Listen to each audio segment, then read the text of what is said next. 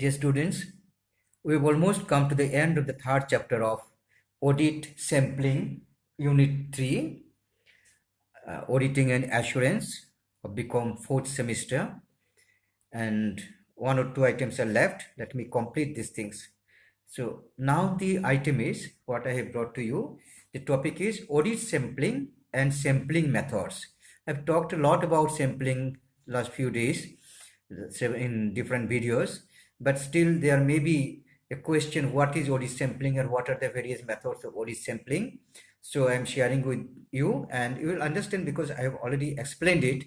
Audit sampling means application of audit procedures to less than 100% of the items within the class of transactions or accounts. So the very definition you see, audit sampling means application of audit procedures to less than 100% of the items of the transactions or account balances. Why? To enable the auditor to obtain and evaluate audit evidence about some characteristics of the items selected in order to form a conclusion concerning the total population. So audit sampling means application of audit procedures to less than 100%. Less than 100% means not 100%, less than that. So less how much? That will depend on the particular case and that will depend on the choice of the auditor or the audit committee. Audit sampling is the use of audit procedure on a selection of items within an account balance of transactions.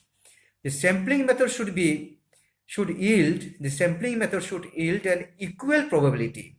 That's a point to be remembered. You write in theory, the sampling method, whatever you take, the method should be such that there is an equal opportunity of every item of getting selected. There should not be any bias. So this is all about audit sampling. You can say 2 marks question, what is audit sampling? And what are the methods of audit sampling? See, broadly speaking, the methods of audit sampling can be grouped into 2 groups. Number 1, judgmental sampling and statistical sampling. Judgmental sampling and statistical sampling. These I explained earlier, and there are actually some other multiple ways of audit sampling methods. Different ways are there. Let me tell you some names of the different types of methods of audit sampling. See, number 1, block sampling. There may be block sampling, one method. Haphazard sampling, HAPHAZARD, haphazard sampling. Number 3, personal judgment. Then random sampling. Then stratified sampling, STRATIFID, stratified sampling. Then systematic sampling. I explained these things in the other videos, and now these are the methods. You can find some more methods from book and you can add it to your note. Let us discuss something about advantages and disadvantages of audit sampling. Let's see first advantages. Audit sampling advantages.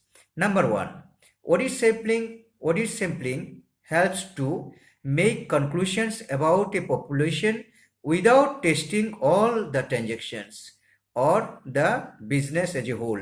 Without this, the number 1 definition advantage of audit sampling is that the total population is not to be checked. Only a particular group of part of the population sample is checked. So this is an advantage. It saves time, cost, etc. Discussed earlier also. And number 2, to focus on high risk or high value items and to distinguish between elements of population which may be subject to differing internal controls. So audit sampling helps to focus on high risk and high value items. You can choose that these items should be checked most. These are highly risky. These items should be checked most because these are of high value items. This way you can make some arrangement. You can make some choice that which items you should check most. Then disadvantages of audit sampling. Number 1, there is always a risk that the audit sample is not representative of the total population. This is always a risk. 100% and less than 100%, always the gap difference between the two is a risk. There's always a risk that you have taken sample, and sample there may be some errors and frauds and manipulations are undetected in the sample. So there's always a risk.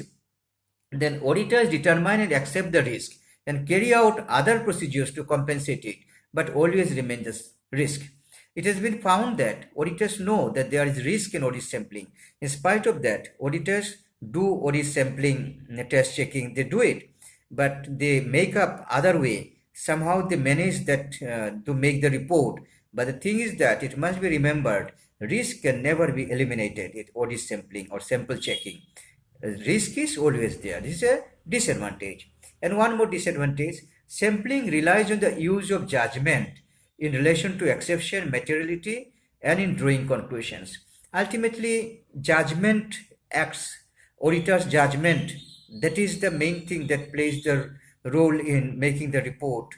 He has checked everything by sampling, and ultimately there are certain things which you cannot take statistically or scientifically, decisions he cannot take. So those decisions he takes according to his own judgment. So when someone takes judgmental decision, then there may be some disadvantages, there may be some biasness also. So these are the disadvantages of audit sampling. So here I discussed what is audit sampling, what are the different methods of audit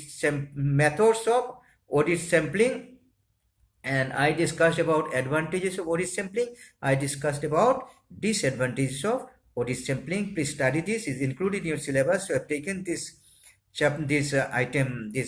topics separately. You also study from other books, also try to improve your note and study well and watch my videos serially up to the end and study well. Make yourself very rich in preparation, strong in preparing, appearing for the examinations. Thank you very much. All the best.